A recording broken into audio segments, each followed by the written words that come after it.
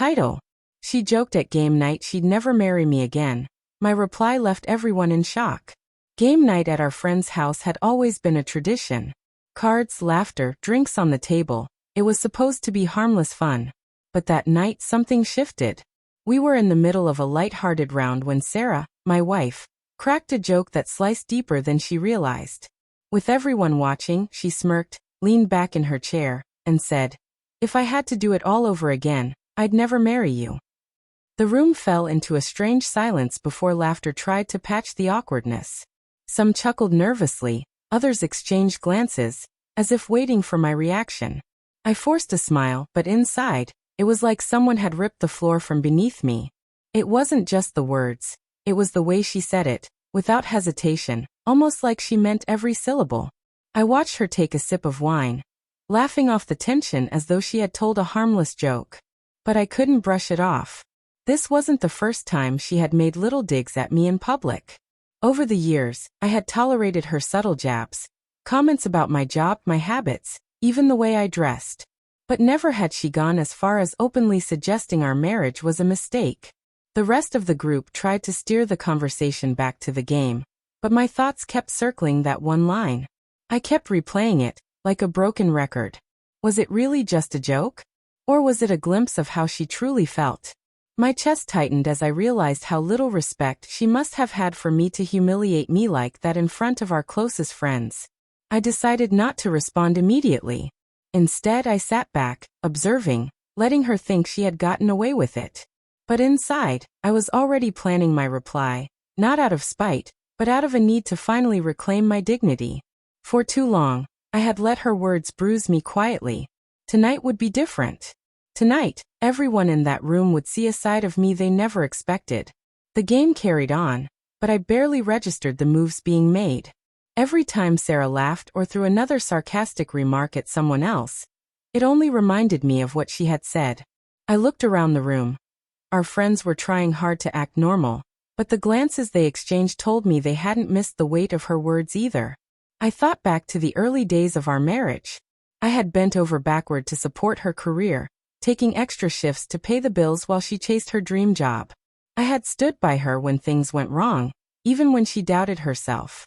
I remembered the small moments, packing her lunch before work, staying up late to help her finish projects, reassuring her when she felt insecure.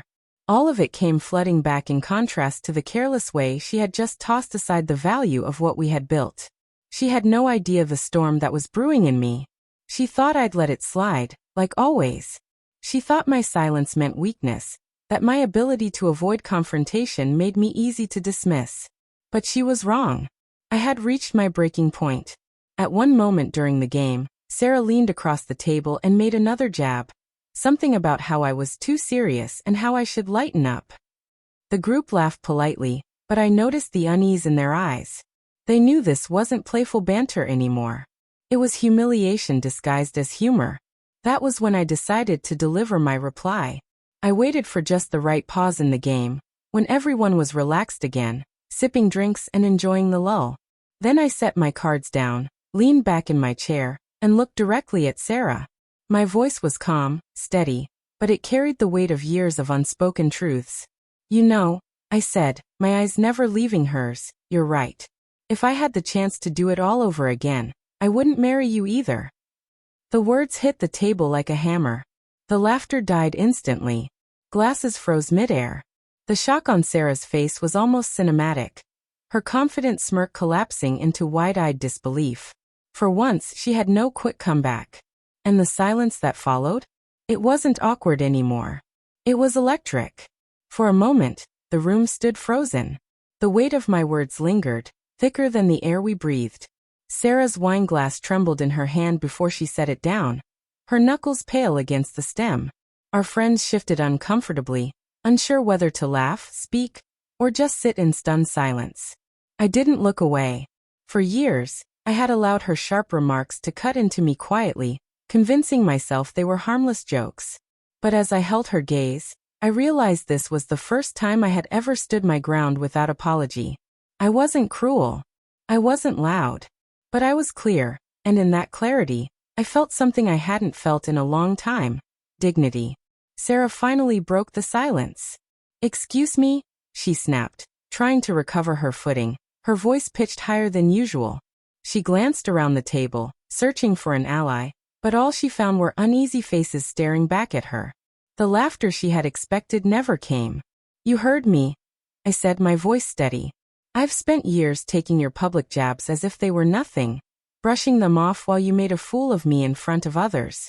Tonight, you showed everyone exactly how little you value me. And I'm done pretending it doesn't matter." A nervous cough broke the tension, but no one dared to interrupt. Sarah's cheeks flushed red, anger and embarrassment warring inside her. "It was just a joke," she stammered. "Then take this as a joke too," I replied coldly. "But maybe, just maybe, you'll think twice before you try to humiliate me again." The silence that followed was different now. It wasn't heavy with tension, it was filled with realization. Everyone had seen the dynamic for what it was, and for once, Sarah had been the one left exposed. When we finally left that night, the car ride was quiet. No apologies, no explanations, just silence. But for me it was liberating. She had crossed a line in front of our friends, and I had drawn one of my own.